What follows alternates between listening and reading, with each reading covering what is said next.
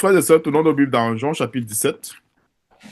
Nous allons passer un peu de temps dans la prière sacerdotale de notre Seigneur et Sauveur Jésus-Christ.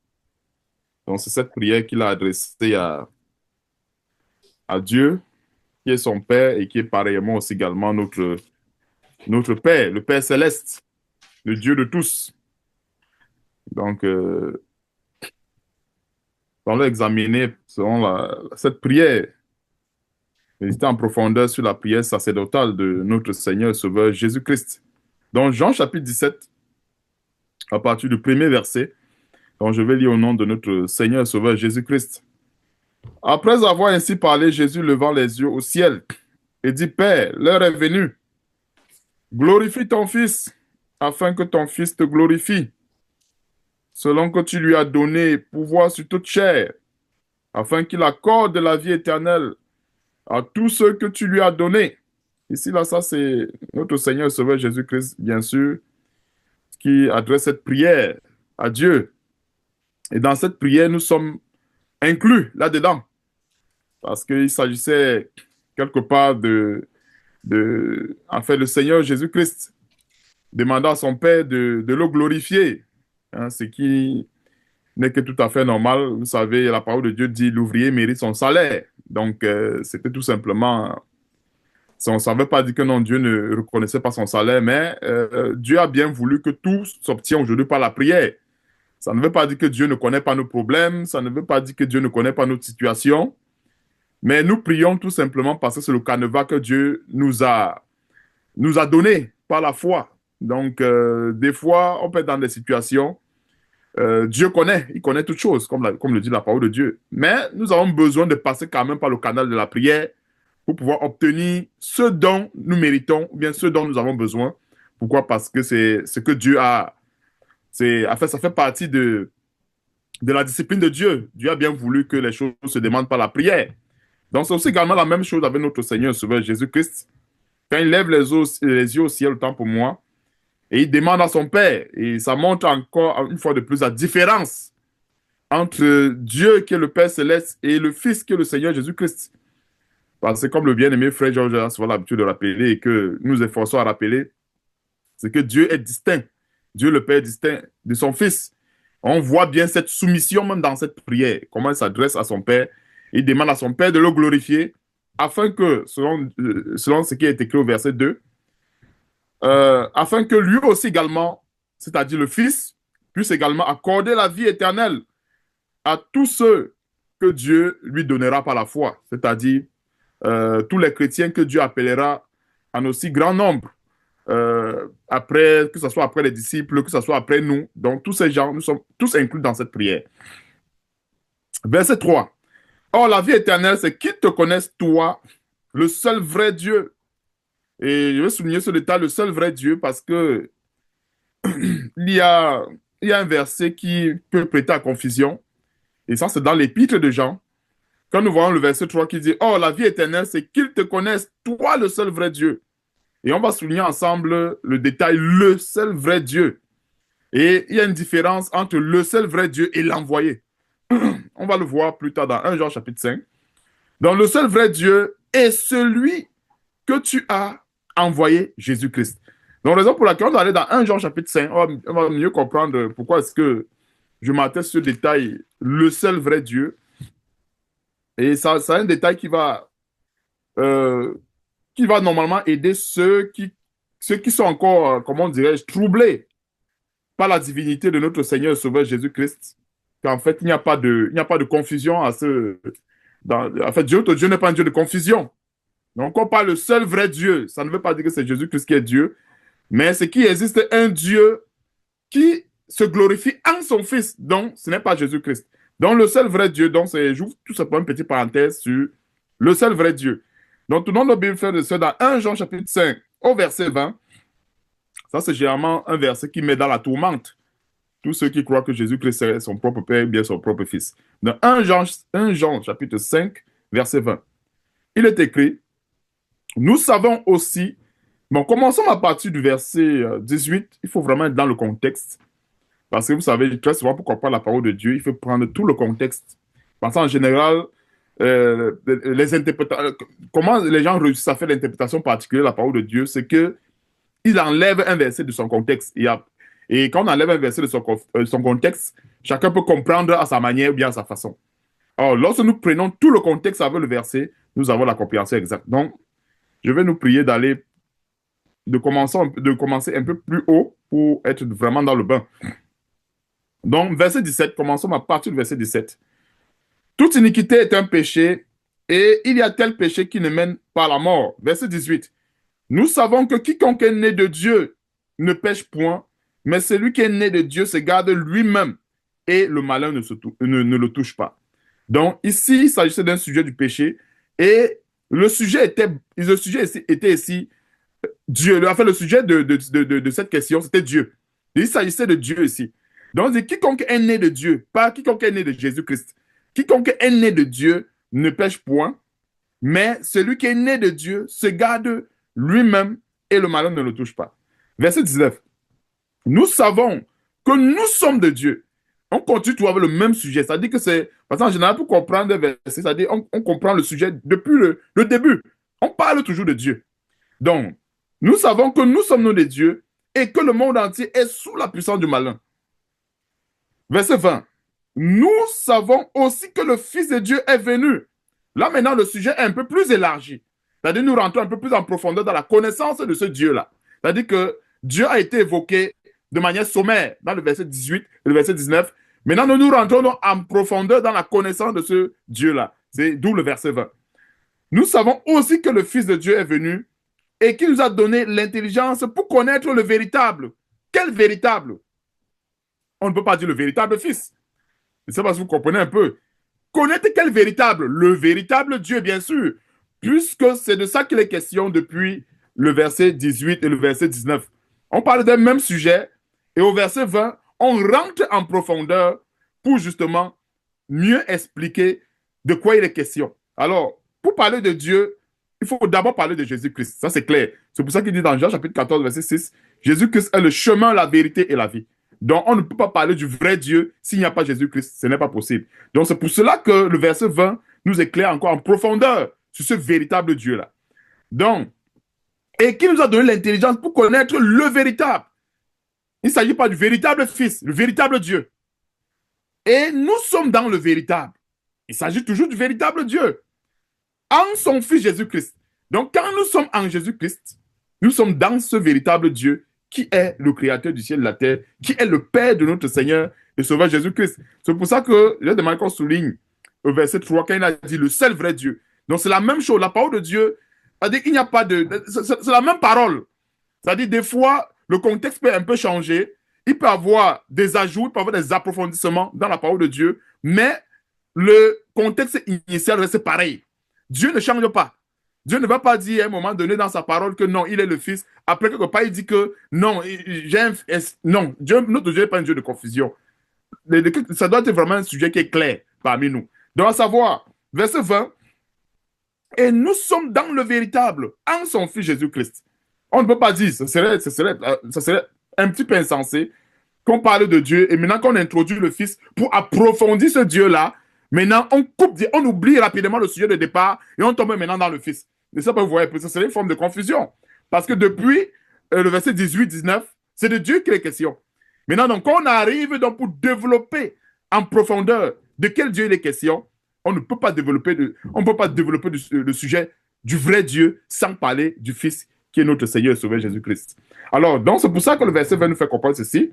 Et nous sommes dans le véritable, en son Fils Jésus-Christ. C'est lui qui est le Dieu véritable et la vie éternelle. Donc, quand on met c'est lui qui est le Dieu véritable, vous voyez très souvent, si on ne prend pas le sujet au départ, beaucoup coupent rapidement, comme on a introduit le Fils au verset 20, beaucoup coupent rapidement en disant que c'est Jésus-Christ qui est le Dieu véritable en réalité, que ce n'est pas, que c'est lui en fait, que la Bible parle depuis, c'est le Fils. Et donc, c'est une petite parenthèse vraiment une parenthèse qui est très importante pour essayer d'éclairer la plupart de ceux qui pensent encore que Jésus-Christ est Dieu et tout, pour savoir qu'il n'y a pas de confusion à cet égard.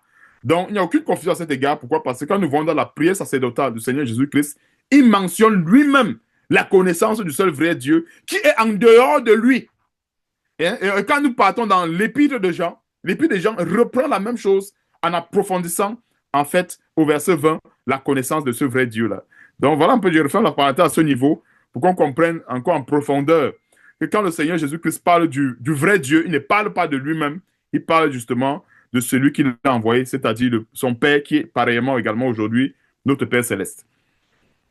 Donc, revenons dans Jean chapitre 17, verset 3. Oh, la vie éternelle, c'est qu'ils te connaissent, toi, le seul vrai Dieu, et celui que tu as envoyé. Il y a une conjonction de coordination. Donc, il faut.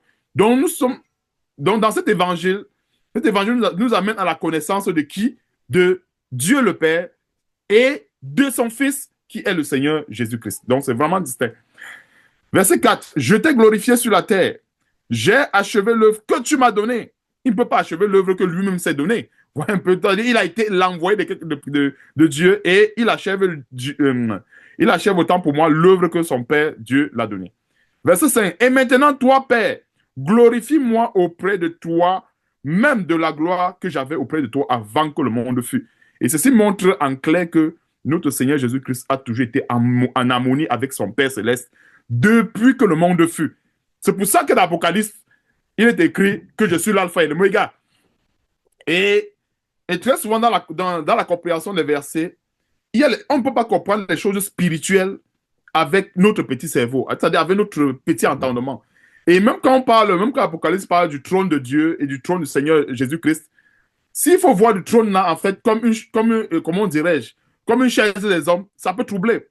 Et très souvent, pour comprendre les choses spirituelles, nous devons le comprendre avec l'esprit.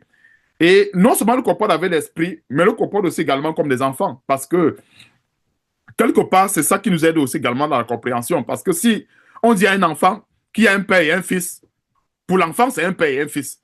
L'enfant ne va jamais ramener le père et le fils sur la même ligne en disant que non, le père égale au fils. Je ne sais pas si vous comprenez un peu de quoi il est question. Donc, quand il y a un père et il y a un fils, ça veut dire qu'il y a une autorité parentale et il y a un fils qui est soumis à l'autorité parentale, qui est l'autorité, dans le cas d'espèce, du père. Donc, verset 5, et maintenant, toi, Père, glorifie-moi, ça c'est la prière sacerdotale, auprès de toi, même de la gloire que j'avais auprès de toi avant que le monde fût. Donc, voici un détail qui nous montre que le Seigneur Jésus-Christ avait une gloire auprès de son Père avant toute chose. C'est-à-dire, avant la création de toute chose, le Seigneur Jésus-Christ, il avait une gloire, il avait une place auprès de son Père.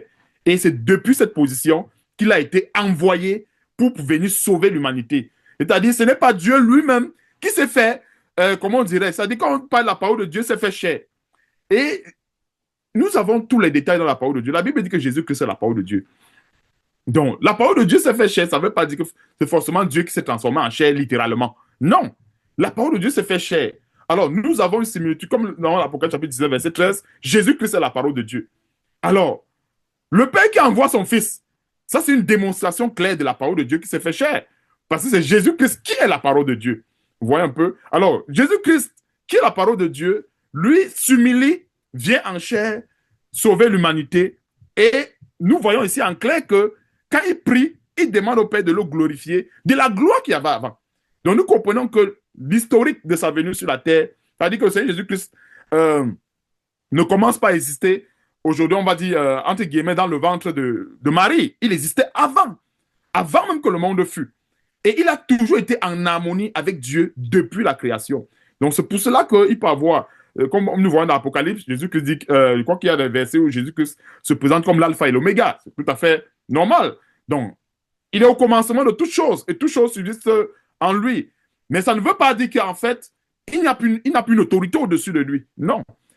Il y a tout simplement une harmonie, il y a une harmonie profonde entre le Père et le Fils, à telle enseigne que si, comme je dirais, si on ne rentre pas en profondeur dans les Écritures, pour ceux qui s'arrêtent dans les détails superficiels, peuvent penser que c'est la même chose, alors qu'en réalité, ce n'est pas la même chose. Il y a une autorité. Le Seigneur Jésus-Christ a l'autorité de son Père et c'est en se soumettant à cette autorité qu'il est venu, bien sûr, accomplir l'œuvre de la croix, telle que nous le connaissons.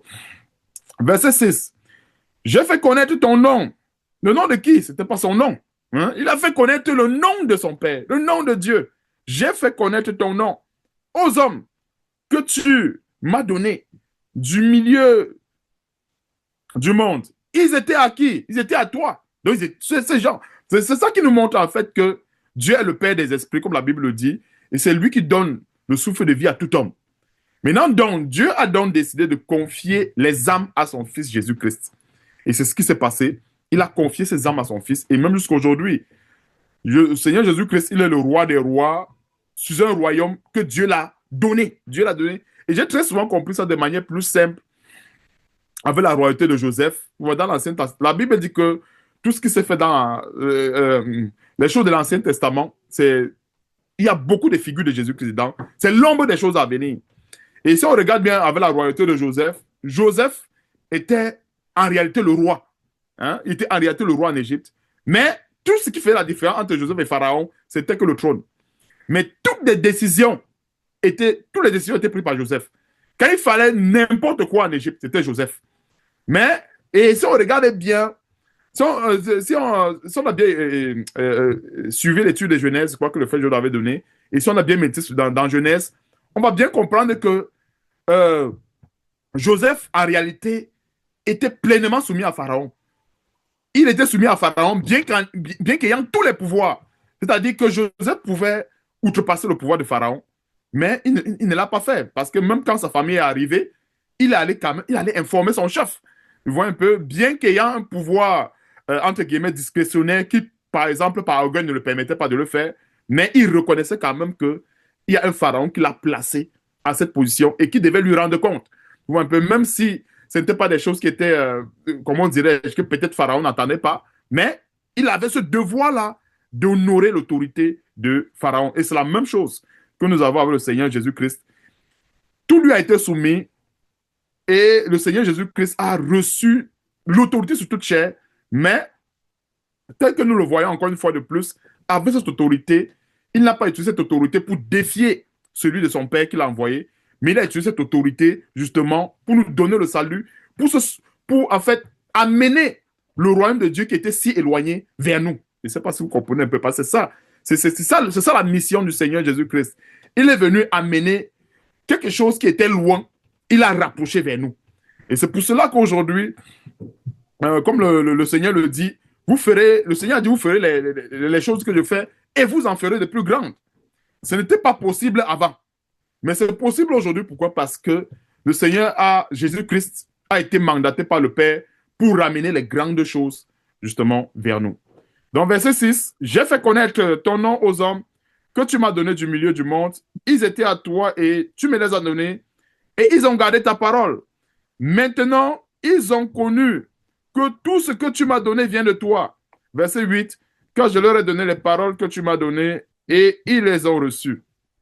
Et ils ont vraiment connu que je suis sorti de toi et ils ont cru que tu m'as envoyé. Verset 9, c'est pour eux que je prie. Donc, en général, quand nous adressons les prières, pourquoi est-ce que le Seigneur ne prie pas pour tout le monde? C'est la question qu'on peut se poser, mais pourquoi est-ce qu'il n'émet pas une prière de manière générale ici, c'est-à-dire pour ceux qui se plaisent dans le péché, pour ceux vraiment qui marchent dans la rébellion et autres? Pourquoi? C'est tout simplement parce que, en réalité, lorsqu'une âme démontre qu'il y a l'intérêt de se séparer du monde, elle démontre qu'il y a l'intérêt de suivre Dieu, c'est clair que cette âme a besoin d'un encadrement. Vous voyez un peu, elle a besoin d'un encadrement et c'est pour ça que les prières sont utiles pour cette âme-là. Parce que quand une personne ne connaît même pas déjà Dieu, elle ne veut même pas savoir qui est Dieu. C'est clair que, bon, comme la Bible le dit dans 1 Timothée chapitre 2, au verset 1, quand nous prions pour tout homme, c'est tout simplement pour que ces hommes-là qui ne connaissent pas Dieu, qui ne veulent pas savoir, qui ne veulent même pas connaître Dieu, c'est pour qu'un jour, ils aient cette conscience-là qui les amène vers Dieu. Donc voilà un peu pourquoi est-ce que généralement, quand on peut prier, peut-être pour les personnes à l'extérieur, que la prière est vraiment dirigée dans un angle vraiment précis, dans le but de les amener à la connaissance du Fils unique, notre Seigneur Jésus-Christ, et à la connaissance de Dieu, qui est le Père Céleste également. Donc là, la prière du Seigneur Jésus-Christ, il était question de prier ici, hein, pour ceux qui ont gardé la parole de Dieu. C'est-à-dire, c'est pour eux que je prie. Je ne prie pas pour le monde, mais pour ceux que tu m'as donnés, parce qu'ils sont à toi. Donc, en réalité, dans cette prière sacerdotale, nous voyons aussi que le Seigneur implore son Père, implore Dieu par rapport à ses enfants, par rapport aux élus, afin que justement Dieu les préserve du malin, afin que Dieu les garde jusqu'à la fin. Et c'est une prière, nous voyons, qui a tout son sens. Et nous voyons que quand nous prions dans ce sens, nous honorons la volonté de Dieu. Parce que celui qui est dans la maison, qui est dans la maison de Dieu a besoin d'être encadré, a besoin d'être nourri pour ne pas s'égarer. Verset 10. Et tout ce qui est à moi et à toi, et tout ce qui est à toi et à moi, et je suis glorifié en eux. Justement, pourquoi est-ce que le Seigneur Jésus-Christ est glorifié en ces gens, en ses disciples? Parce que ses disciples honorent sa parole. Verset 11. Je ne suis plus dans le monde, et ils sont dans le monde. Et je vais à toi, Père Saint. Garde en ton nom ce que tu m'as donné, afin qu'ils soient un comme nous.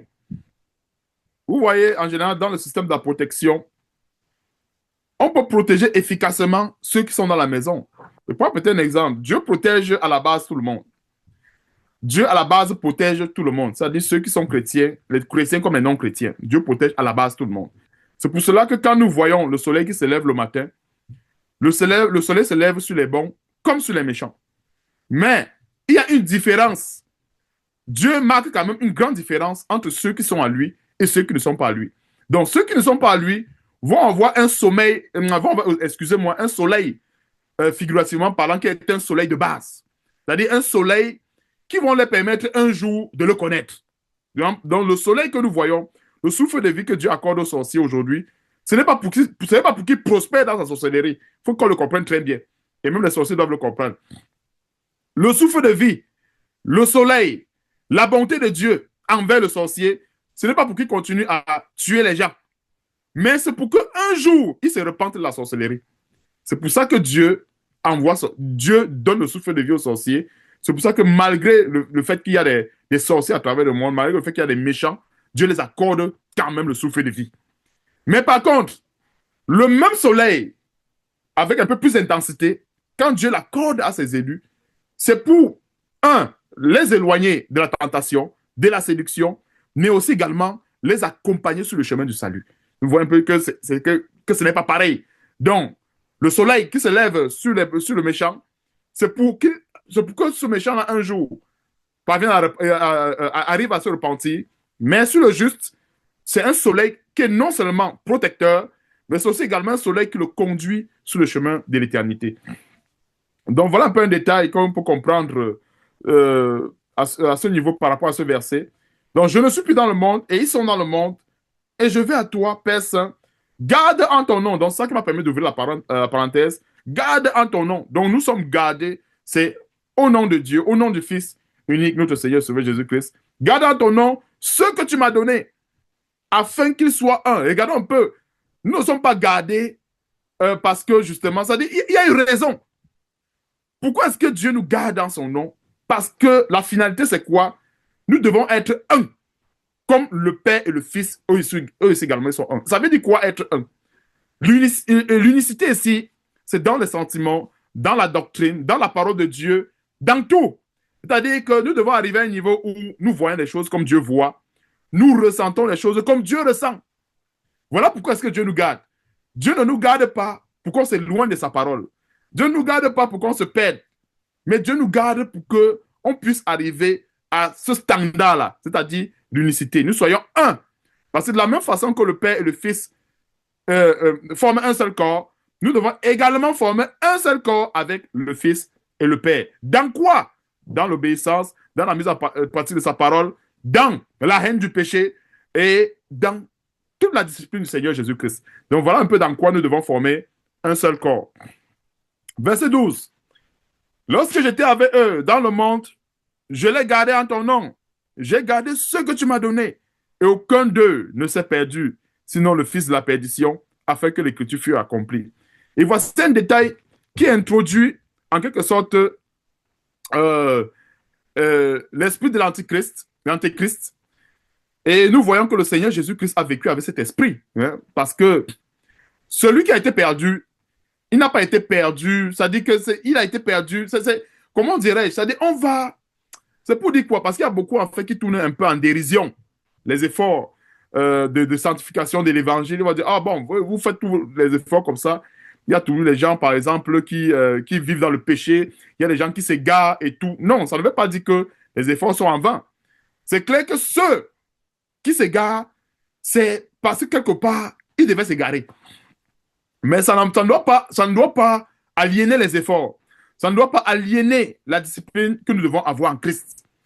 Ah, bien au contraire, cette discipline, en fait, a pour but de séparer l'ivraie du blé. Hein? A pour but de séparer le méchant du bon. Je dis ça pourquoi? Pourquoi est-ce que dans la plupart de ces assemblées, il n'y a pas de discipline? C'est parce que la parole de Dieu qui est donnée là-bas ne permet pas cette séparation-là.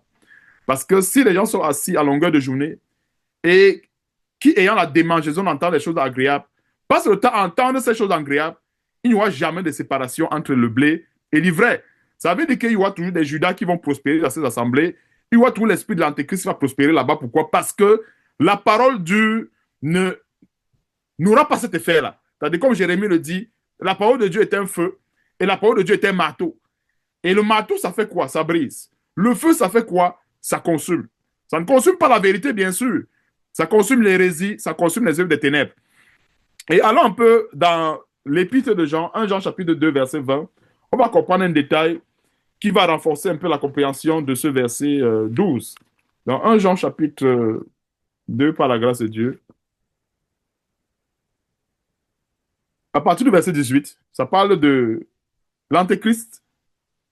Et on va voir l'origine, parce qu'il y a plusieurs antéchrists. Par exemple, quand on voit l'Antéchrist aujourd'hui, il y a plusieurs antéchrists, comme nous allons voir dans la parole de Dieu. Verset 18, il est écrit, 1 Jean chapitre 2, verset 18, petits enfants, c'est la dernière heure. Et en fait, nous y sommes.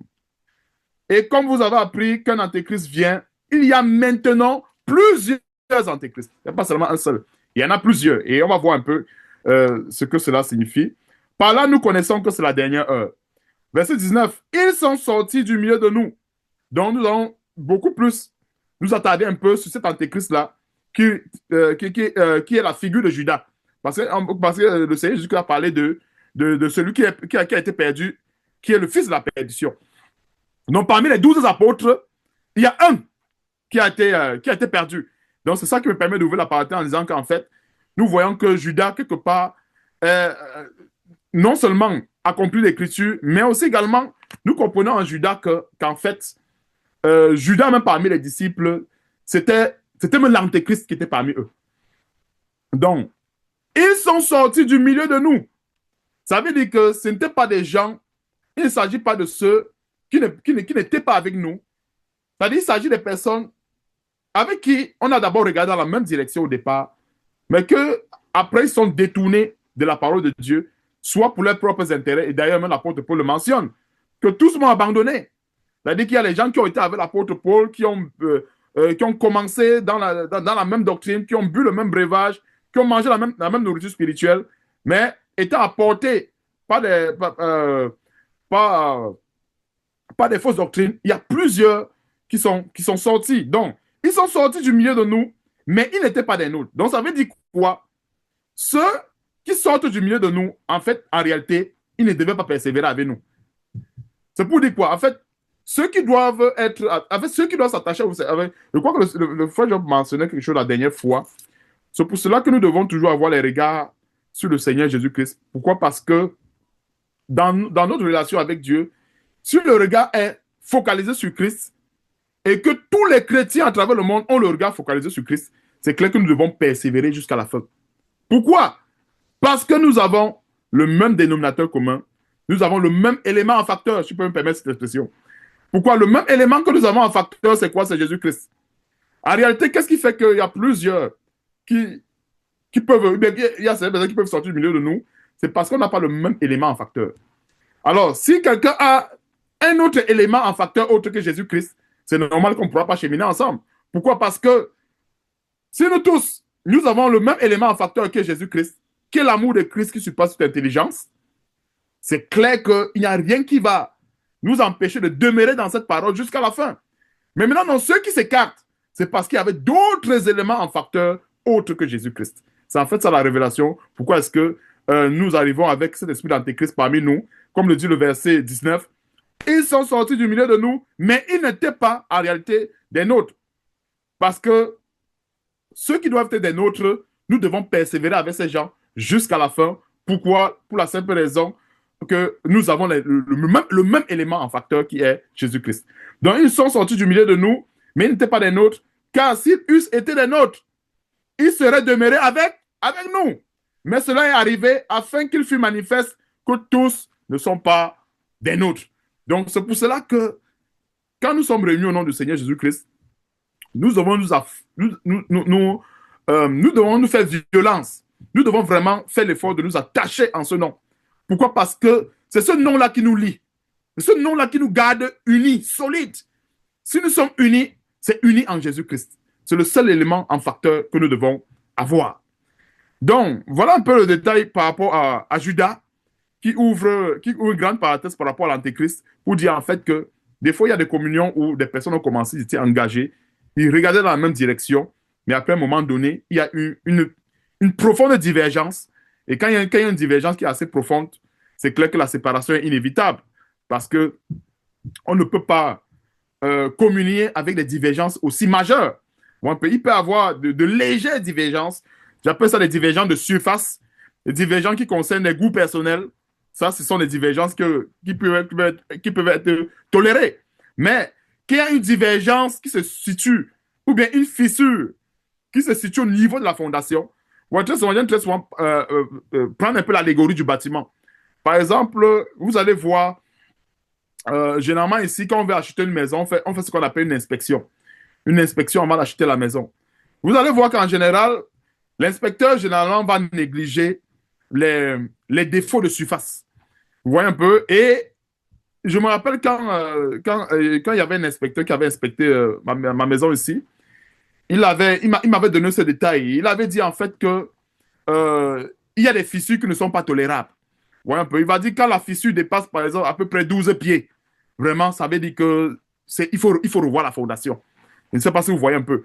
Et c'est un détail pour nous aider par rapport à la tolérance. Parce que, dis ça pourquoi? Parce qu'il y a des gens qui aiment brandir un verset, je crois c'est Romains chapitre 14, si je ne me trompe pas, c'est pas sur le premier verset, qui dit faites accueil à celui qui est faible et ne discutez pas sur les opinions. Je crois que c'est ce verset-là.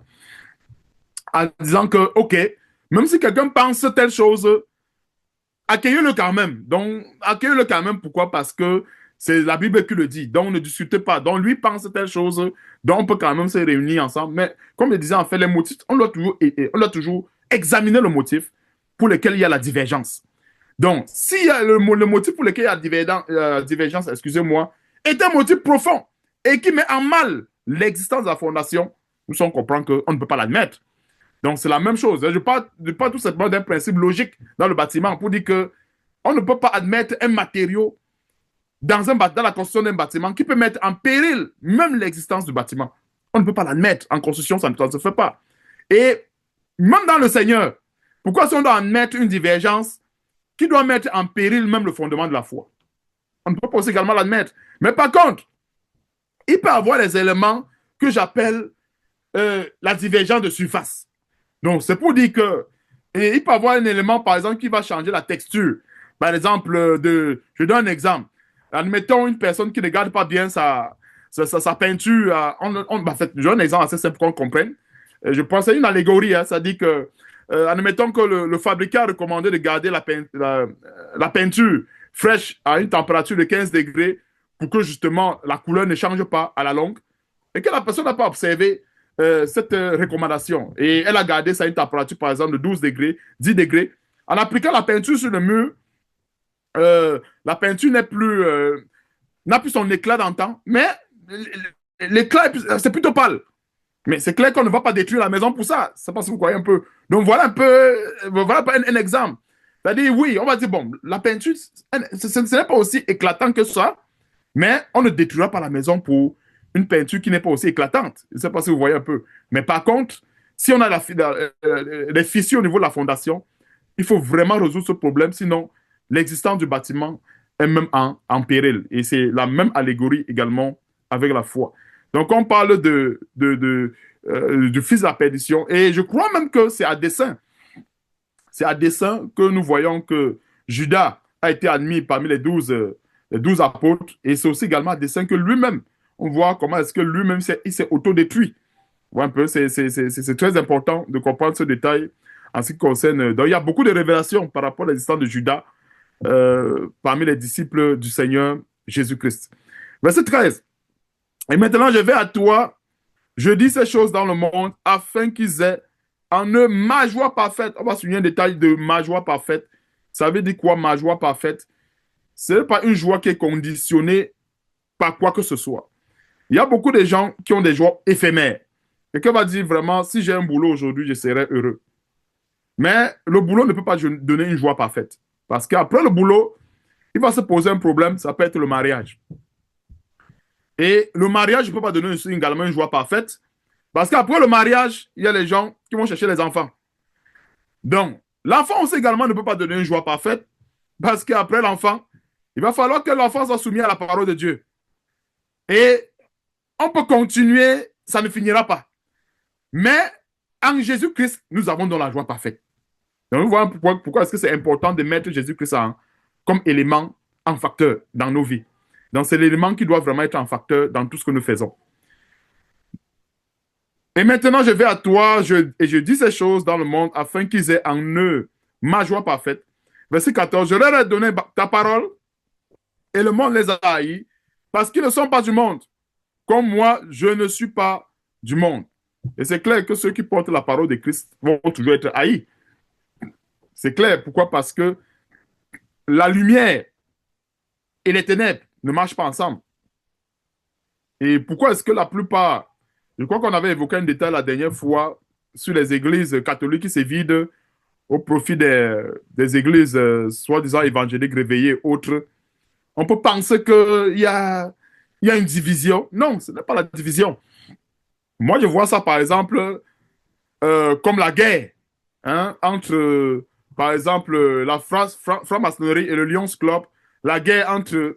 Tout ça, c'est la même chose.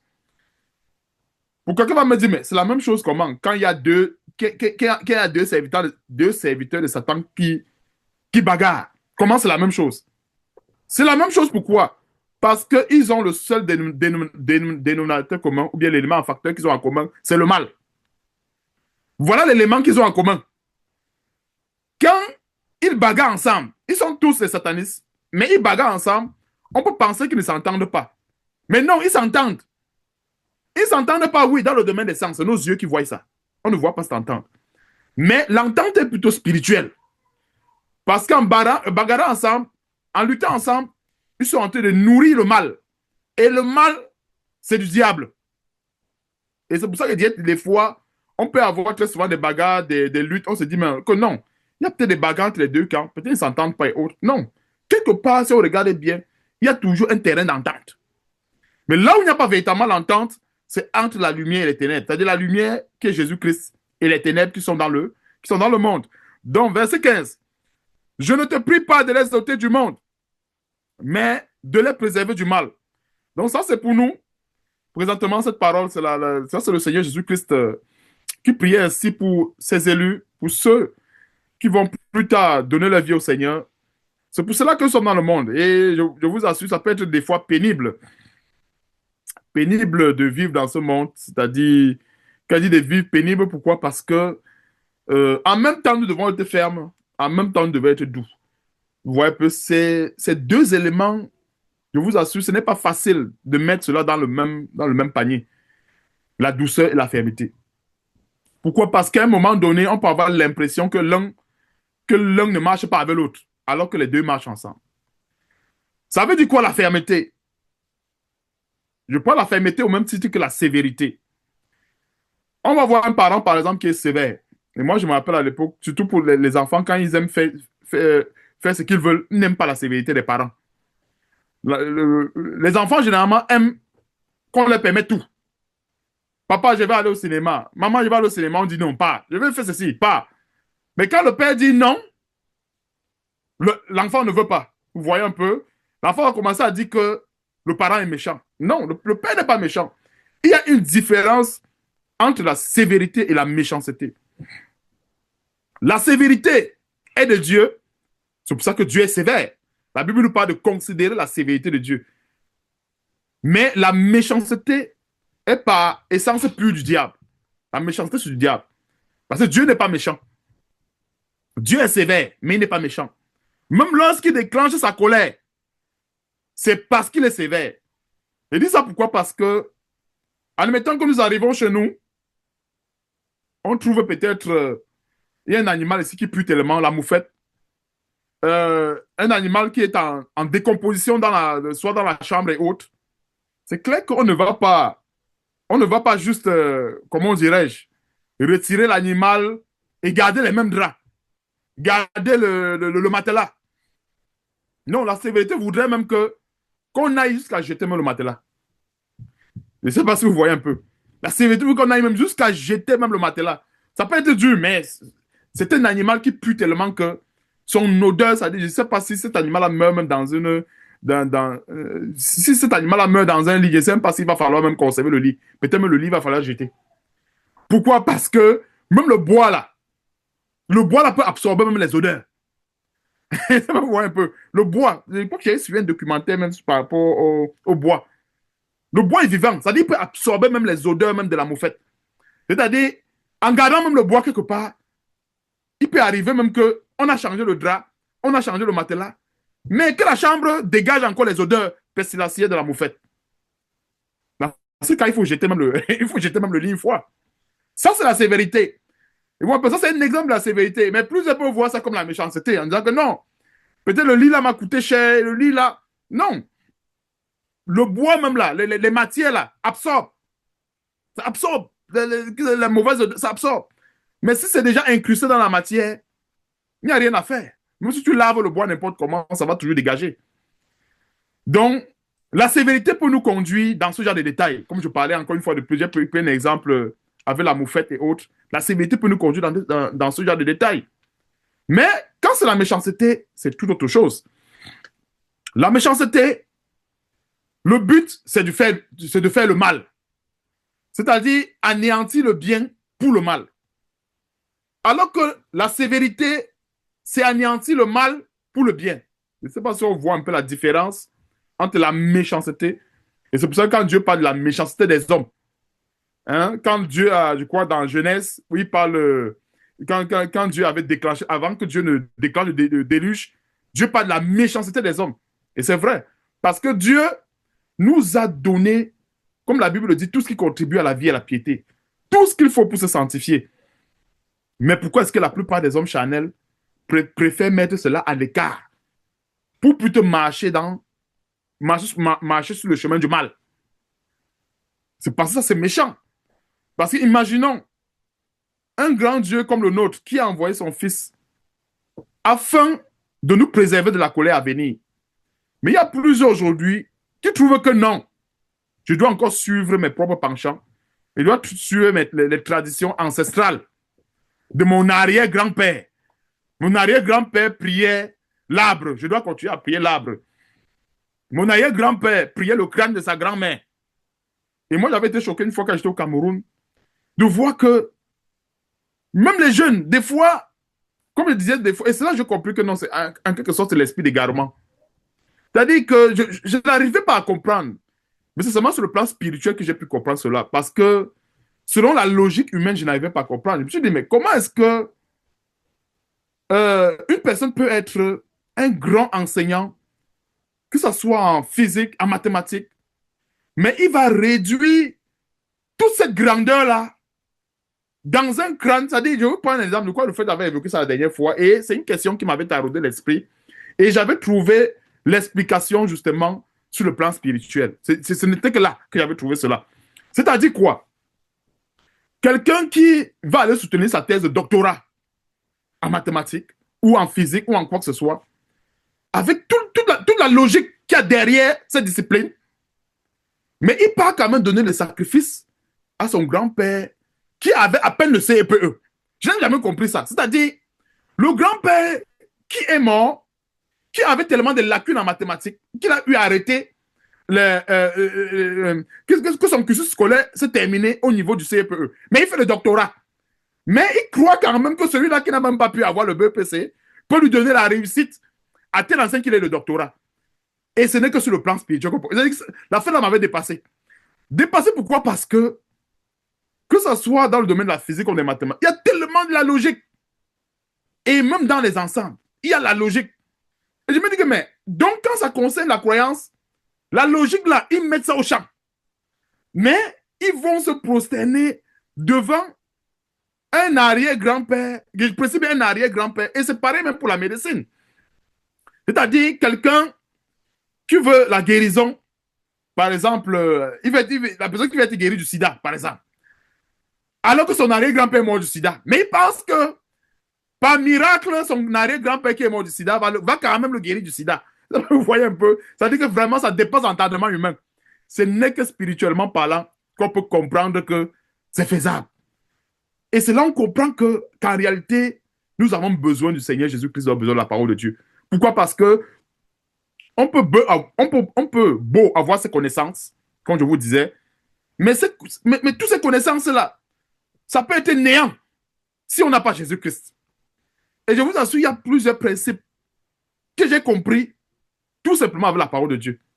Et il y a énormément de principes que j'ai compris avec la parole de Dieu. Pourquoi? Parce que il n'y a pas plus logique que Dieu. Il n'y a pas plus logique que la parole de Dieu. La véritable logique, elle est en Dieu. Je dis ça pourquoi? Parce que si on regarde le monde et tout ce qu'il y a dans ce monde, il y a une une profonde logique dans l'existence des choses. Vous allez voir que la plupart des choses qui existent, c'est parce que elles existent. Pourquoi? Parce que, comme je disais, si Dieu a créé, je prends peut-être l'exemple des plantes. Je prends seulement l'exemple de la nature parce que c'est l'une des choses la plus fidèles à la parole de Dieu. La plante, par exemple, par l'effet de la photosynthèse, absorbe de l'oxygène en journée. C'est pour ça que la plupart des zones qui sont reculées, vous voyez un peu les zones, la plupart des zones qui sont reculées, il n'y a pas trop la pollution là. Vous allez constater qu'il y a de l'air pur là-bas. Comme partez peut-être dans un village peut-être vraiment reculé, où il n'y a pas trop d'industrie qui produit le CO2, vous allez voir que là-bas, il y a de l'air pur. Pourquoi? Parce que en journée, ces plantes-là, par l'effet de la photosynthèse que vous avez appris à l'école, ça absorbe du CO2 et ça restaure de l'oxygène.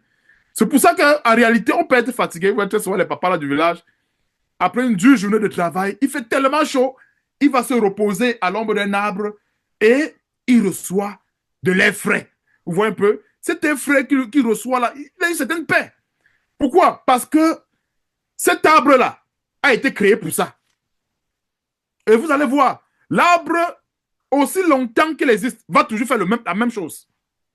Mais chez les hommes, pour légitimer ce que j'appelle la rébellion, la désobéissance contre Dieu, il y a des termes techniques qu'ils emploient, tels que la révolution, les avancées technologiques. Et je vous assure, dans ces mots, il y a la rébellion. Pourquoi? Parce que à un moment donné, l'homme veut défier Dieu. Et aujourd'hui, dans la plupart des entreprises, je parlais de ça dernièrement avec mon épouse et je crois qu'il parlait ça avec Larry. Dans la plupart des entreprises, avec le fameux quoi là, IA, on appelle quoi, intelligence artificielle et autres, ça constitue aujourd'hui un outil de défiance. Je ne dis pas que c'est forcément mauvais. Il ne faut pas qu'on me comprenne mal. Je ne dis pas que l'intelligence artificielle, c'est forcément une mauvaise chose. Non. C'est quelque part à cause de ça que nous sommes en train de communier ensemble. Mais le danger là-dessus, c'est que la plupart des hommes poussent la hardiesse jusqu'à... Parce que le robot, c'est quoi? Le robot, c'est une façon de montrer à Dieu que l'être humain que tu as créé, je peux aussi également créer des êtres humains. Pourquoi? Parce qu'en réalité, Dieu nous a créés pour qu'on travaille.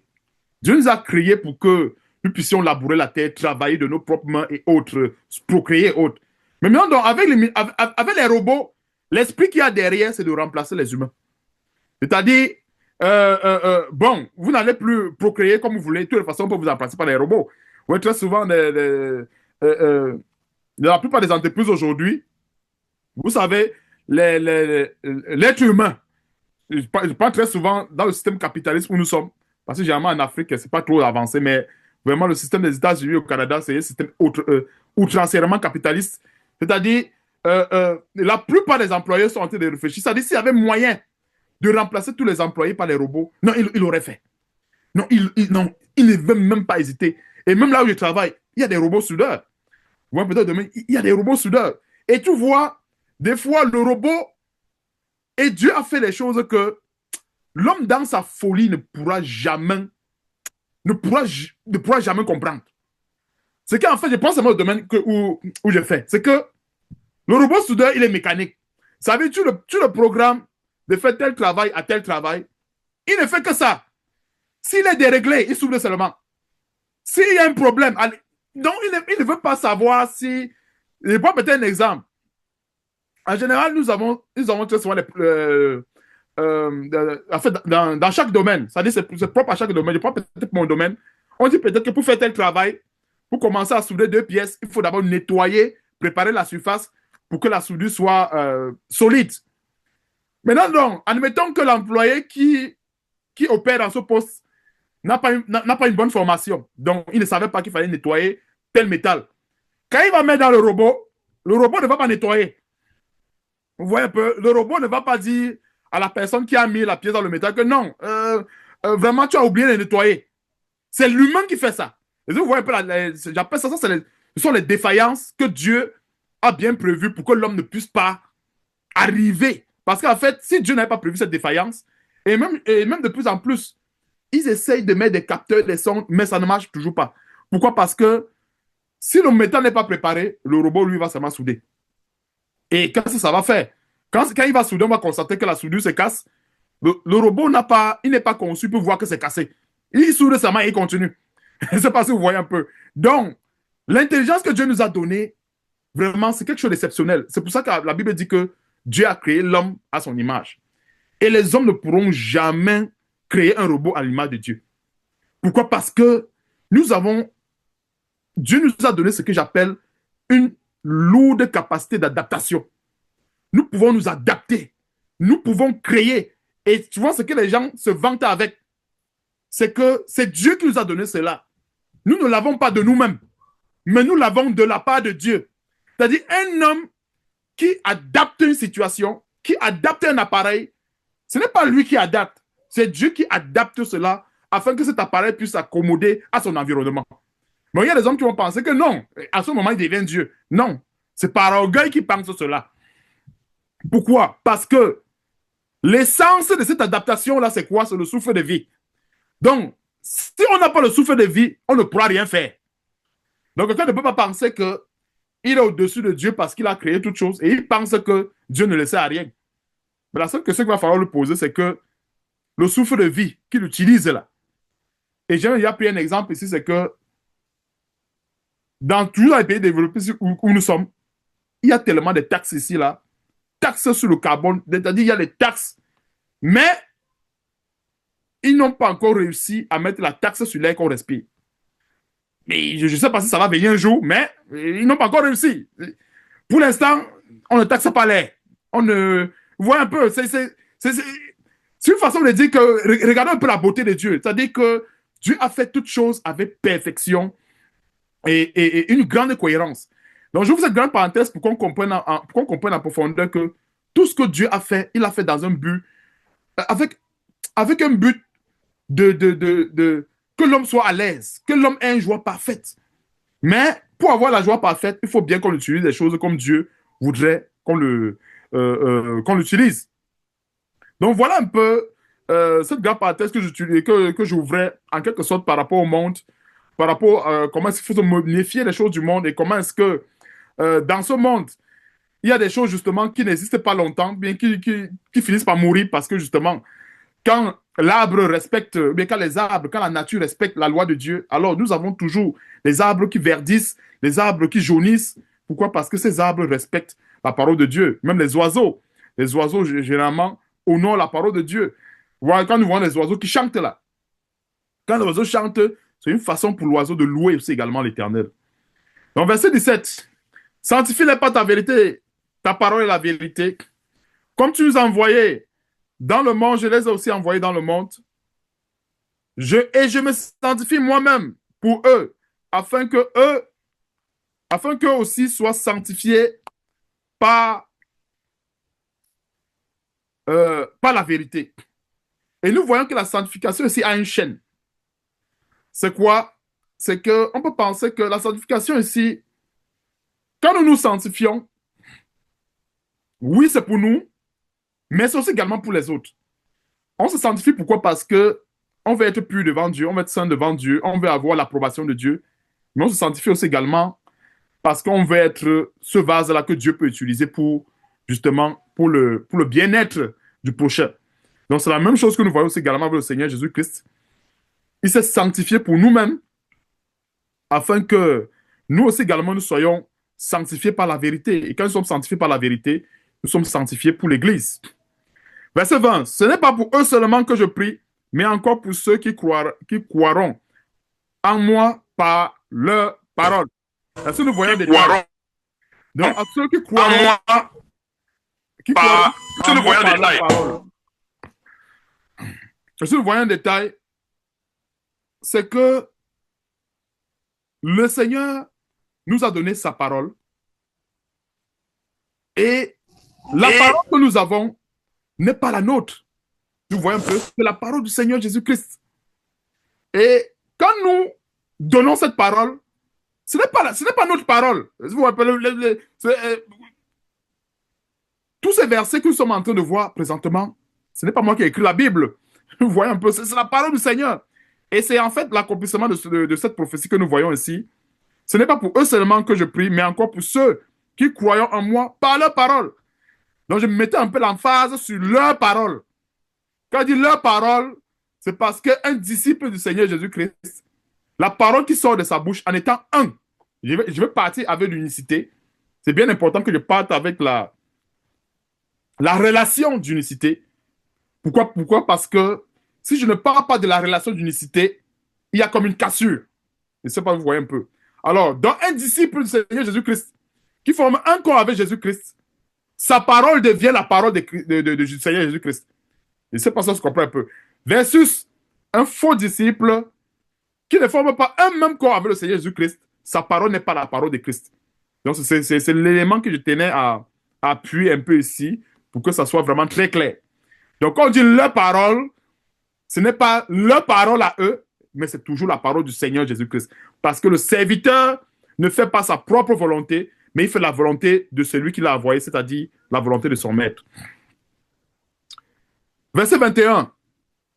Afin que tout soit un, comme toi, Père, tu es en moi, et comme je suis en toi, afin que eux aussi soient un en nous, comme eux aussi soient un en nous, pour que le monde croie que tu m'as envoyé. Cette unicité dans tout le corps que nous voyons ici, c'est quoi? C'est l'unicité quelque part dans le langage. Parce que la parole de Dieu a un langage. Pour être un avec le Seigneur Jésus-Christ et avec Dieu, nous devons garder le même langage de la parole de Dieu, de l'évangile. Pourquoi? Parce que quand nous voyons ici, comment est-ce qu'on sait, même avec le Seigneur Jésus-Christ, comment est-ce qu'on a pu reconnaître Pierre? Ce n'est pas le langage. Tous ceux qui professent la vérité doivent avoir le même langage. Et comment est-ce qu'on reconnaît également les faux pasteurs? Ils ont tous le même langage. Et à l'époque, je ne comprenais pas ça. J'étais allé une fois dans une croisade et autres. Il y avait combien de faux pasteurs qui prêchaient? Mais j'avais l'impression que c'était la même personne qui prêchait. Alors qu'il y en avait une dizaine qui ont prêché. Pas mal. Mais c'était le même langage. Pourquoi? Parce que le dénominateur commun, c'était vous ne serez plus on ne va plus vous reconnaître dans le quartier. Vous serez la tête et non la queue. Vous serez riche. Dieu vous a appelé pour que vous soyez prospères. C'était toujours le même langage. Le même langage, le même langage. Et c'est la même façon pour nous. Et c'est le même langage que nous avons aussi également avec le Seigneur Jésus-Christ, à savoir le salut que nous avons aujourd'hui en Jésus-Christ. Ce n'est pas pour être influent sur la terre. Ce n'est pas pour s'approprier des terres, de tout ce qu'il y a sur cette terre, non. Mais nous avons toute cette richesse que Dieu a mis à notre disposition. C'est pour nous amener plus tard à la vie éternelle. C'est pour nous amener plus tard dans le royaume des cieux avec lui. Donc, c'est le même langage. Toute cette parole que nous sommes en train de voir aujourd'hui, c'est pour nous amener là. C'est la finalité. Mais est-ce que pour y arriver, Dieu ne peut pas nous donner des bonus? Dieu peut nous donner des bonus. Mais on ne peut pas marteler sur le bonus. Le bonus est un bonus. Nous martelons ce qui est essentiel. Mais maintenant, donc, Dieu peut juger bon de nous donner comme bonus une maison, des possessions ici sur cette terre. Mais ce n'est pas le centre. Si Dieu juge bon de nous donner 10 maisons, gloire soit rendue à Dieu. C'est parce que vous voyez un peu.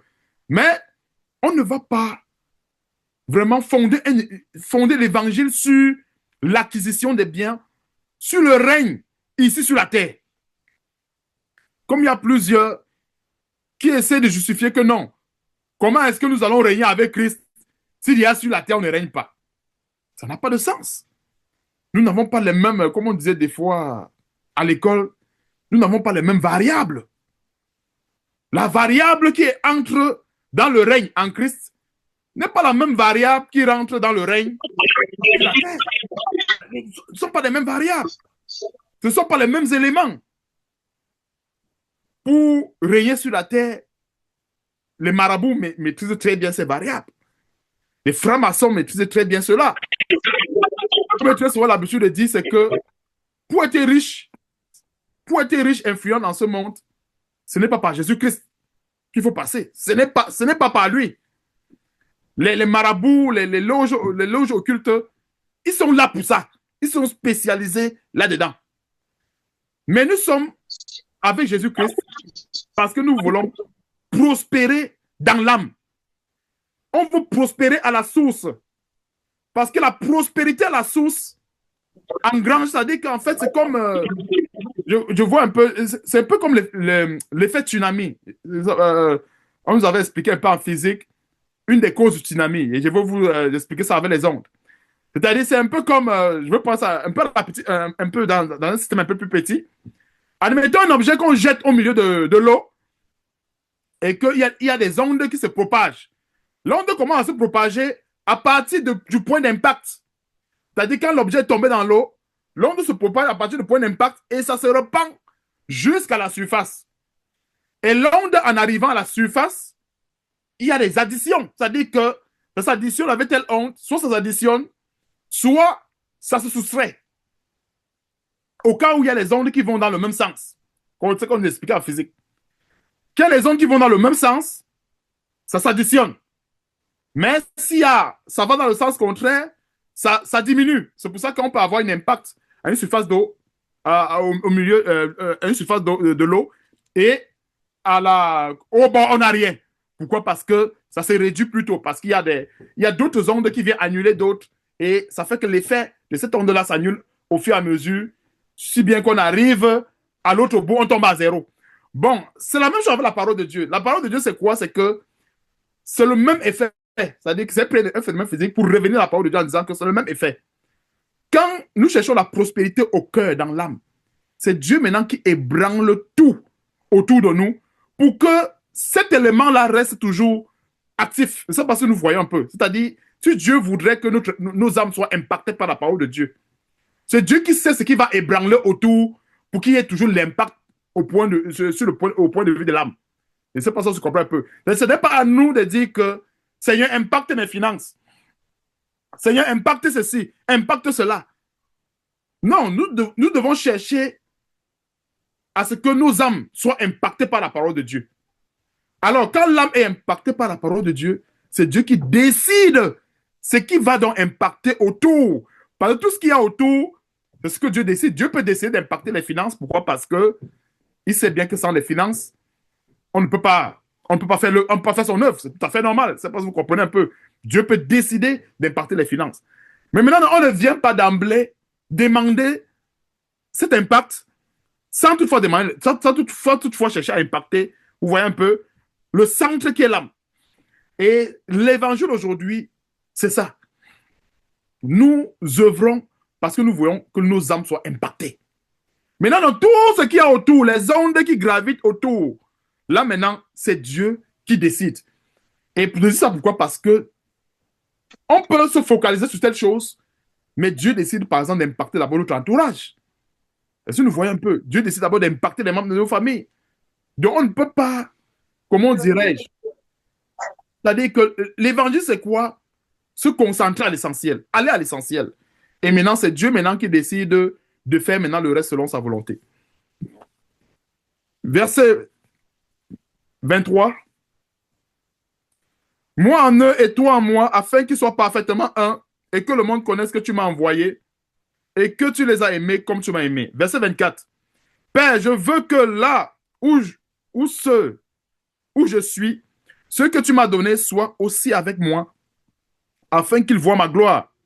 La gloire que tu m'as donnée, parce que tu m'as aimé avant la fondation du monde. Voici un verset qui est pleinement manifeste dans Éphésiens chapitre 2, au verset 6, à savoir là où le Seigneur Jésus-Christ se retrouve dans les lieux célestes, nous sommes aussi également dans les lieux célestes selon Éphésiens chapitre 2, au verset 6, qui dit que nous sommes assis ensemble avec Jésus-Christ dans les lieux célestes.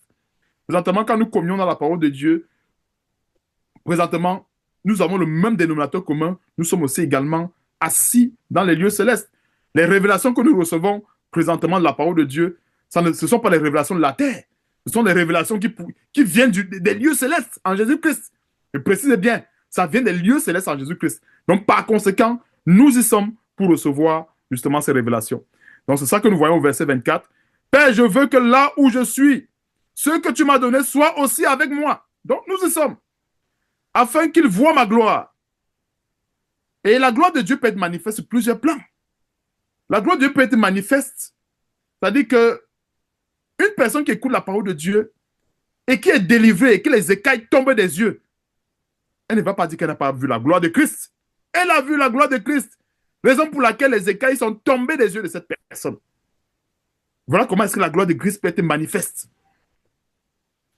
Donc, afin qu'ils voient ma gloire, un exemple, la gloire que tu m'as donnée, parce que tu m'as aimé avant la fondation du monde. Verset 25. Père juste, le monde ne t'a point connu, mais moi, je t'ai connu, et ceux-ci ont connu que tu m'as envoyé. Verset 26, le dernier. Je leur ai fait connaître ton nom, et je leur ferai connaître, afin que l'amour que tu m'as aimé soit en eux, et que je sois en eux. Amen. Donc nous sommes tous unis en réalité avec cet amour. Et nous avons les mêmes éléments qui font partie du même lexique. Donc quand nous parlons de l'amour de Dieu, nous parlons de la sanctification, nous parlons de la paix qui surpasse toute intelligence, nous parlons de la joie que nous donne cette parole de vérité. Nous sommes tous en train de communier en fait dans toutes ces valeurs dont nous efforçons de défendre par le biais de la sanctification, bien sûr. Quand nous voyons verset 26, je leur ai fait connaître ton nom et je leur ferai connaître. Et je leur ferai connaître encore ici, c'est par le biais des révélations maintenant. Quand Dieu nous révèle en fait la profondeur des versets, c'est toujours le nom de Dieu qui est glorifié. C'est ça en fait, je le leur ferai connaître encore. Parce qu'en fait, la parole de Dieu, qui est qui est la partie la plus profonde de ce qu'on peut voir superficiellement, c'est quelque chose que Dieu nous donne au fur et à mesure. Et il nous donne cela à fonction, c'est selon la disposition de nos cœurs. Ça veut dire quoi? Si le cœur du chrétien est disposé à 50%, alors la révélation de la parole de Dieu sera proportionnelle à la disposition de son cœur. Donc, c'est la même chose que s'il est disposé à 75%, la révélation de la parole de Dieu sera aussi également une proportion de cette disposition-là. Donc, je leur fais connaître ton nom et je leur ferai connaître afin que l'amour, la finalité, nous devons tous avoir la même finalité, afin que l'amour dont tu m'as aimé, il s'agit de quel amour? Ce n'est pas l'amour pour demeurer dans le péché. L'amour que le Seigneur, que Dieu a témoigné à son Fils, c'est cet amour-là qui nous a amenés tous, qui nous a tous amenés dans ce que j'appelle le ministère de la réconciliation. Donc, on ne peut pas parler de cet amour que Dieu a manifesté si on n'a pas tous compris en profondeur le ministère de cette réconciliation. C'est-à-dire, nous-mêmes, réconcilier avec Dieu, c'est-à-dire le ministère de la réconciliation, deux grandes étapes. La première étape, nous-mêmes réconcilier avec Dieu par le biais de l'obéissance et la mise en pratique, excusez-moi, de la parole de Dieu. La seconde étape de ce ministère, c'est aussi également celle qui est à l'extérieur, amener aussi également les uns et les autres à être réconciliés avec Dieu par le biais, justement, de la pratique de cette parole, par le biais de soit l'évangélisation, la prédication, les témoignages, etc. Donc voilà un peu comment est-ce que le ministère de la réconciliation s'effectue dans deux volets. Et si nous sommes en vie, si nous sommes encore en vie aujourd'hui, c'est parce que nous devons remplir et bien remplir ce ministère. C'est-à-dire continuer, comme l'apôtre Paul disait à Timothée, veille sur toi-même. Hein? Veille sur toi-même, veille sur ton enseignement. Voyez un peu. Et pourquoi est-ce qu'il faut veiller sur soi-même? Pourquoi? Parce que en veillant sur soi-même et en veillant sur son enseignement, nous veillons à ce que la parole de Dieu qui sorte, nous veillons à ce que la parole de Dieu soit pure. Que cette parole qui sorte du vase soit toujours une parole pure, une parole bénissante. Pourquoi? Parce que l'eau peut être propre, mais si le vase avec lequel on recueille cette eau est sale, au final, la parole de Dieu en sortant du vase sera sale. Donc voilà pourquoi est-ce qu'il faut veiller sur soi-même, à telle enseigne que la parole qui sort du vase soit toujours une parole pure. Parce qu'en fait, si le vase est propre, nous sommes sûrs à plus de 100% que cette parole qui sortira de ce vase, elle pourra être une parole bénissante et pourra bénir les âmes de plusieurs. Donc j'en ai ainsi terminé par la grâce de Dieu. Que Dieu soit loué pour cette grande prière sacerdotale que nous avons vue ensemble de notre merveilleux Seigneur et Sauveur Jésus-Christ. Amen. Amen, amen. Dieu soit loué pour cet enseignement. Achille, il y a un frère du côté du Cameroun, Landry, qui dit ceci. Pardon, je voudrais savoir si le nom de Jésus est le nom de Dieu, car il est écrit en Jean chapitre 17, verset 11. Ceci, garde-les en ton nom, ce nom que tu m'as donné. Voilà, donc je ne sais pas si tu peux adresser cela très brièvement. Je reprends. Je voudrais savoir si le nom de Jésus est le nom de Dieu, car il est écrit dans Jean 17, 11, que garde-les en ton nom, ce nom que tu m'as donné. Donc, ouais. Oui, le nom de Jésus-Christ et le nom de Dieu, c'est le même nom sur le plan de... Parce qu'en fait, Jésus-Christ est la parole de Dieu. Et Jésus, quand il entend la parole de Dieu, ce n'est pas sa parole à lui, c'est la parole du Seigneur. Alors, sur le plan de cette parole, sur le plan de l'évangile, c'est le même nom. Ça passe, vous voyez un peu. C'est-à-dire, c'est le même nom. Mais maintenant, donc, en ce qui concerne maintenant l'autorité, vous voyez un peu, parce que quand il s'agit de l'autorité, ce n'est plus pareil. Je vais prendre peut-être un exemple terre à terre. Terre à terre. Admettons deux associés, je l'ai dit, deux associés qui travaillent pour une entreprise. C'est-à-dire que ça peut être, je peux prendre n'importe quel exemple, une entreprise J&M, voilà, J&M par exemple. Alors, les deux associés ont un même nom. C'est-à-dire quand il s'agit de leurs activités commerciales, admettons que c'est Luc qui est l'associé premier. Alors, il y a deux associés, Luc et Patrick. Donc, peut-être un exemple, Luc et Patrick, qui ont une entreprise en commun qui s'appelle GM. Alors, sur le plan de la représentation de l'entreprise, c'est-à-dire que quand on veut voir l'entreprise GM, Patrick peut représenter l'entreprise GM, tout comme Luc. Je ne sais pas si vous voyez, je crois que j'ai pris Luc et Patrick. Mais par contre, si on rentre dans leur identité propre, hein, c'est-à-dire on veut maintenant voir l'identité propre des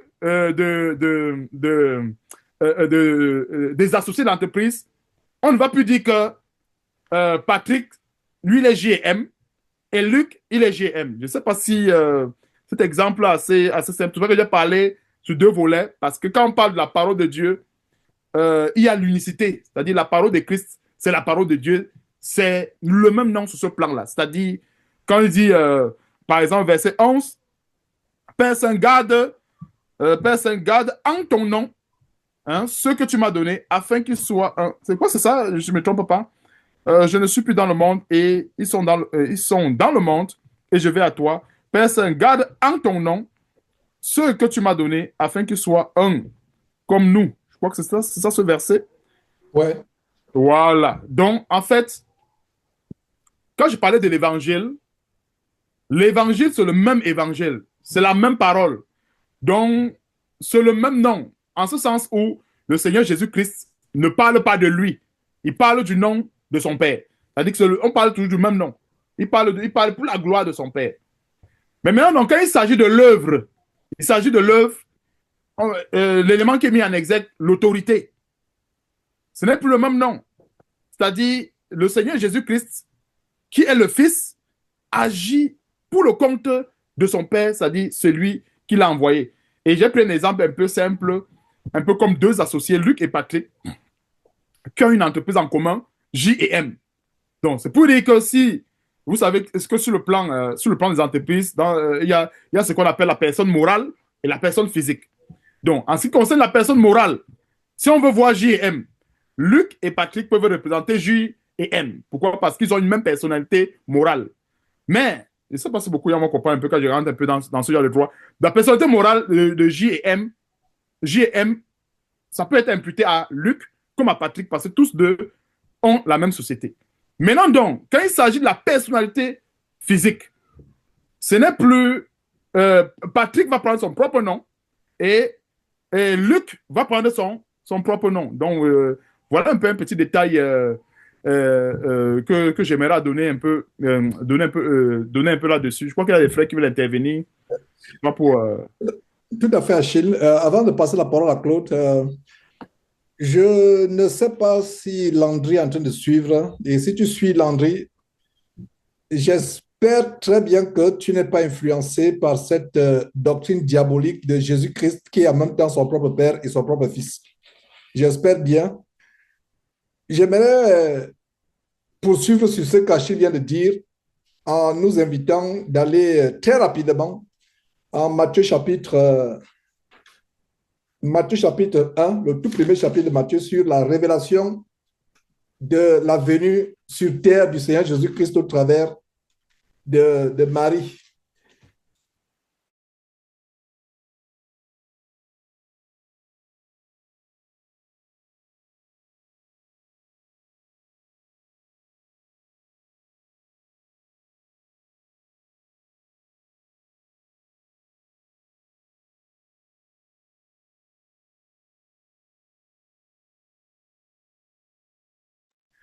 ouais, frère, ton micro est bloqué, on ne t'entend pas, s'il te plaît.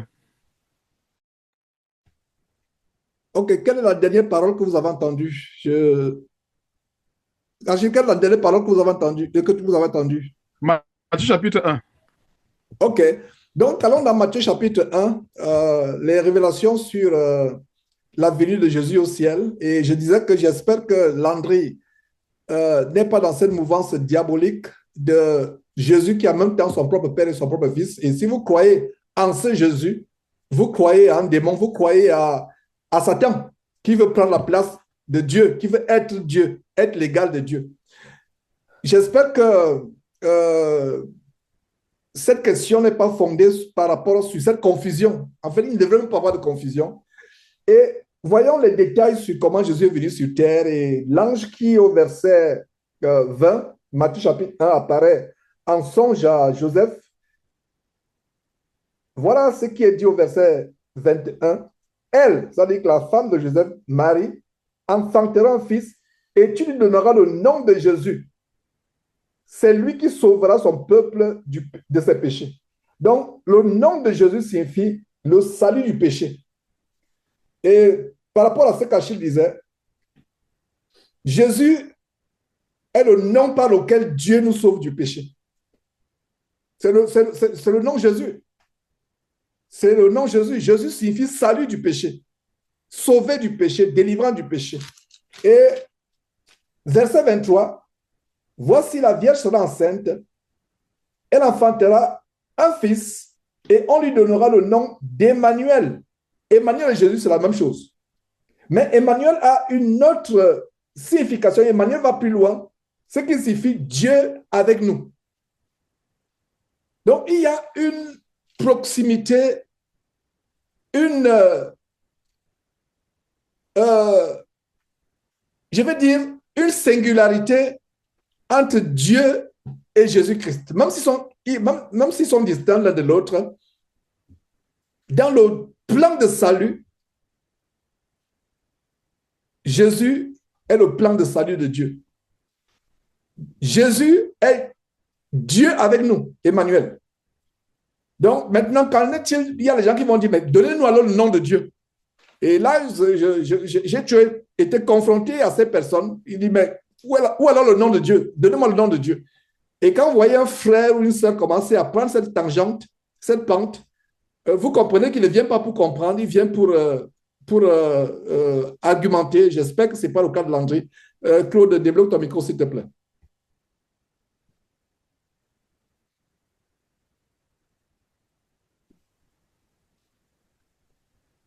Gloire à Dieu, à mes chers frères, sœurs. Que Dieu soit loué pour cette exhortation, enseignement, frère Achille. Je vais être très très rapide. C'est vraiment sur le point de Landry, Georges, pour aller dans la continuité de ce que vraiment, tu as rappelé, que Dieu a bien voulu que tu rappelles. Gloire à Dieu pour cela. Je vais juste rappeler un verset que nous connaissons tous, que nous citons tous sans cesse, qui est Philippiens 2, verset 9, 9 à 10, parce que souvent certains le citent, notamment ceux qui ont qui vivent cette confusion, qui ne vient, qui nous savons vient du diable, le citent à moitié, disons. Mais la parole de Dieu répond à toute interrogation elle-même. Parce que le verset, nous le citons, mais il faut aussi le comprendre, il faut vraiment le laisser vivre en nous, il faut le laisser travailler en nous. Le verset que nous connaissons nous dit, c'est pourquoi aussi Dieu l'a souverainement élevé et lui a donné le nom qui est au-dessus de tout nom. Donc c'est Dieu qui lui a donné le nom. C'est Dieu qui a donné le nom au Seigneur Jésus-Christ. Ce nom-là, c'est Dieu qui le lui a donné. Afin qu'au nom de Jésus, tout genou fléchisse dans les cieux, sur la terre et sous la terre. Alors, lorsqu'on donne quelque chose à quelqu'un, il faut que la chose t'appartienne déjà. Je fais un don à quelqu'un, je ne peux pas faire un don à quelqu'un de la propriété de quelqu'un d'autre. Ce serait vraiment contre la loi, ce ne serait pas normal. Ce serait à la rigueur un vol. Mais le nom qui a été donné au Seigneur Jésus-Christ vient de Dieu. C'est le nom que Dieu a bien voulu lui donner afin qu'il exerce tout le pouvoir de Dieu, afin qu'il exerce notamment le pouvoir le plus, je veux dire, qui est le plus grand mystère que notre bien-aimé frère a souvent rappelé, celui qui nous délivre du péché, celui qui nous a arraché du péché, qui nous a lavé du péché. Et il a rappelé par cette révélation qui est donnée depuis le premier chapitre du livre de Matthieu. Donc voilà, c'était juste vraiment pour aller dans la continuité, mes bien-aimés frères. Et donc, que Dieu soit loué, que Dieu soit infiniment loué pour cette exhortation, frère Achille. Dieu soit vraiment loué pour ce passage que tu viens de nous lire. Ce passage est la transition entre l'enseignement et la deuxième partie des prières. Parce qu'il il n'y a pas de hasard, mes frères de ça. Je tressaille de joie parce que ce verset dit quoi? Le verset que le frère Claude vient de nous partager pour renforcer le grand nom. C'est pourquoi verset 9, Philippiens chapitre 2, verset 9, c'est pourquoi Dieu l'a souverainement élevé et lui a donné le nom qui est au-dessus de tout nom, afin qu'au nom de Jésus, tout genou fléchit. Donc, quelle merveilleuse transition entre l'enseignement, cette question sur Jésus, qui est le Fils de Dieu, et ce que nous allons faire. C'est vraiment une très grande transition. Je vous assure, je voyais deux mains qui étaient levées. Je ne sais pas s'il faut aborder cela. Je ne vois plus de mains levées. Si un frère va intervenir, avant qu'on... je suis toujours dans cette transition entre le nom de Jésus, justement, qui nous montre que tout genou fléchit. Donc, le genou de la sorcellerie dans ta vie, dans ta famille, fléchit au nom de Jésus. Vous voyez la transition, très bonne transition. Il n'y a pas de hasard. Et donc, je ne vois pas si on peut prendre quelques questions, parce qu'après les prières, on va se... Je ne voulais pas dire question, je voulais plutôt dire, j'ai vu deux mains levées. Et avant de voir s'il y a quelqu'un d'autre qui va intervenir par rapport à cela, parlant de l'intelligence artificielle, j'ai fait un posting, je crois, hier, du chef de la Babylone la Grande, l'abominable Babylone la Grande. Pour ceux qui ne savent pas, qu'est-ce que la Babylone la Grande? C'est l'église abominable catholique romaine. Donc, le nouveau chef, le pape Léon XIV, et regardez un peu le blasphème. On lui donne le nom de Léo en anglais, en français, Léon. C'est le lion. C'est le lion. Et voyez l'usurpation par rapport au lion de la tribu de Juda, Jésus-Christ, qui a vaincu le péché sur la croix pour nous, pour l'humanité, pour vous et moi et toute l'humanité, par qui nous serons ressuscités par la grâce de Dieu. C'est le lion, le vrai lion de la tribu de Juda. Mais le pape, on lui donne le nom de lion. En passant, c'est un Américain, le nouveau pape. Et ce qui m'a surpris, breaking news, il fait des remontrances à tous les prêtres du monde entier en leur disant de ne plus utiliser l'intelligence artificielle dans leurs sermons. Incroyable. Et c'est là que vous comprenez, mes frères et sœurs, que ce n'est pas le Saint-Esprit qui inspire les enseignements. Vous allez, ChatGPT, vous dites à ChatGPT, dimanche prochain, lors de ma messe, je vais enseigner sur comment Jésus est né. Donc, vous dites à ChatGPT, donnez-moi tous les versets, etc. ChatGPT vous prépare l'enseignement. Faites-moi un sermon sur la fornication, etc. Il ne parle même pas de fornication. Bref, faites-moi un sermon sur, je ne sais pas, la grâce ou le purgatoire. Un sermon. Et ChatGPT ou Gemini ou Gemini vous sort un sermon. Et ce n'est pas seulement l'Église catholique. De plus en plus de pasteurs utilisent l'intelligence artificielle pour enseigner. Il vient avec un sermon, il lit le sermon, il enseigne, inspiré par l'intelligence artificielle. Et parlant d'intelligence artificielle, mes frères et sœurs, beaucoup de gens pensent que l'intelligence artificielle, c'est aujourd'hui. Non. Il y a des étapes. Nous sommes arrivés à l'étape la plus avancée de l'intelligence artificielle. Qu'est-ce qu'on entend par l'intelligence artificielle? C'est faciliter les tâches qui peuvent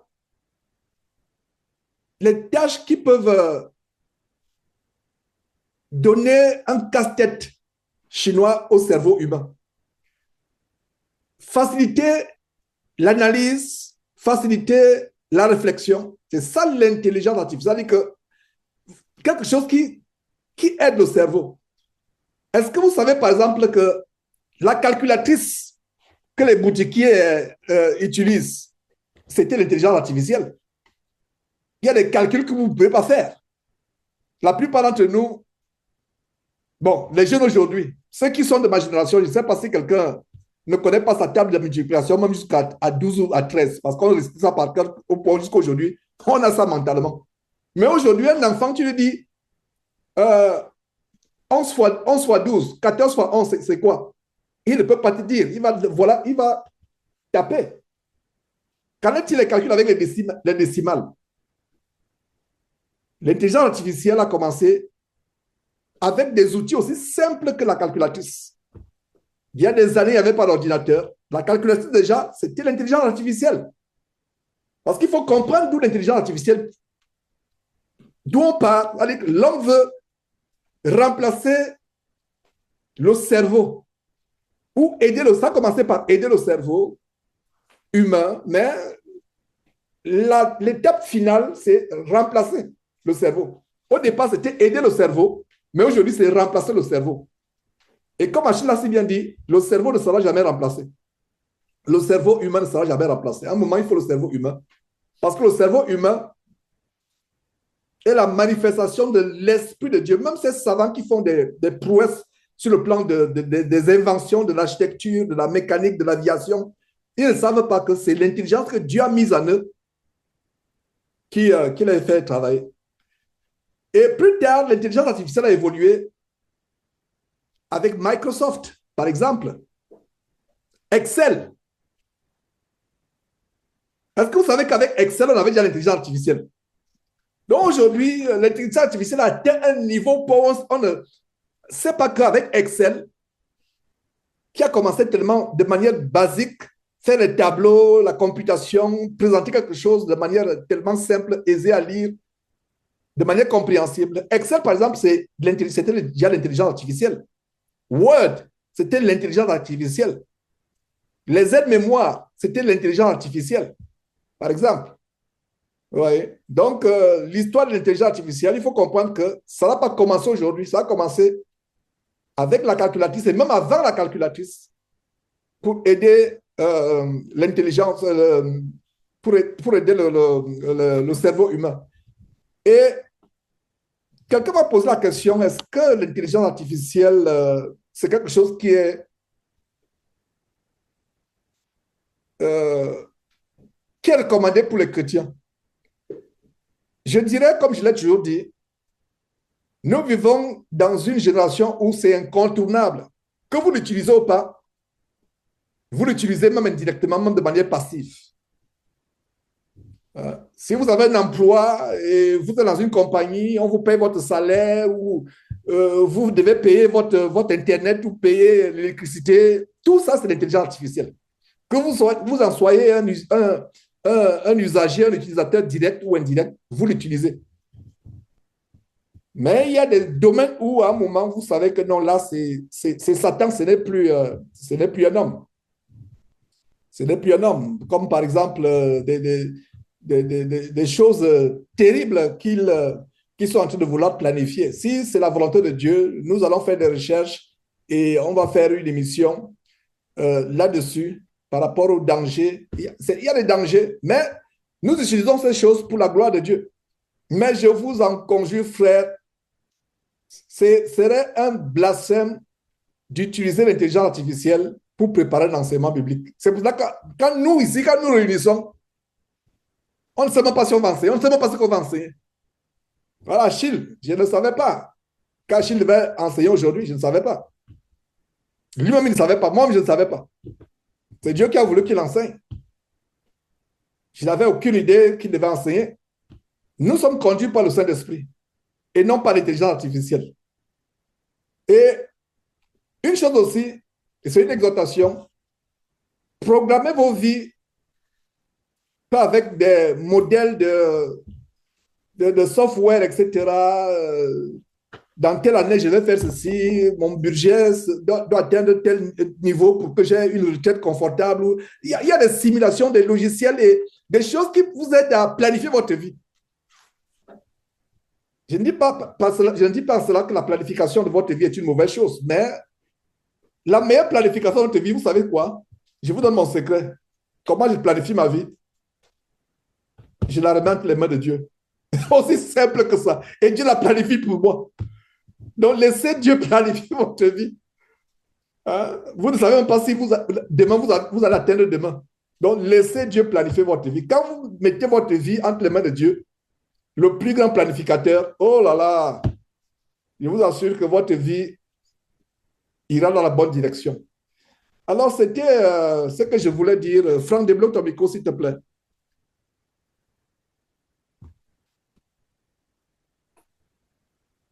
Oui, bonjour, vous m'entendez?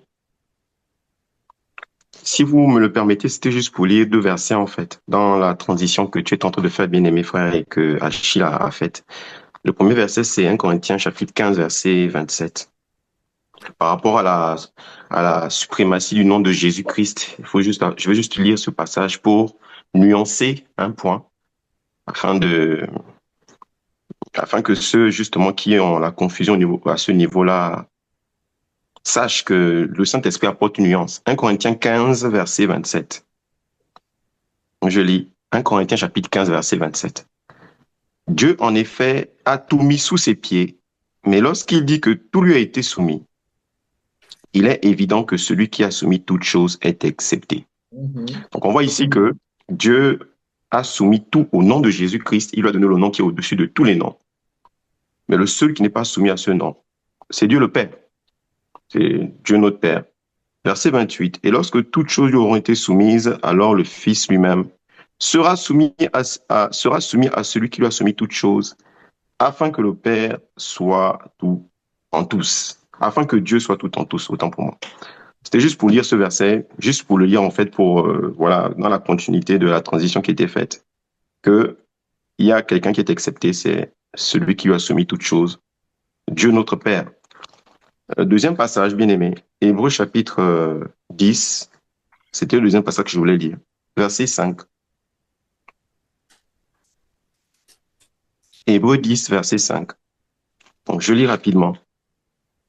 C'est pourquoi Christ, entrant dans le monde, donc là, en fait, entrant là, on nous a appris à l'école, c'est le participe présent. C'est une action qui est en cours.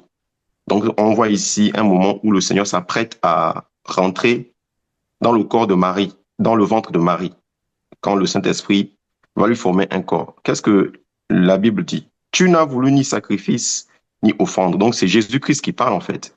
Puisque la Bible dit, c'est pourquoi Christ, entrant dans le monde, dit.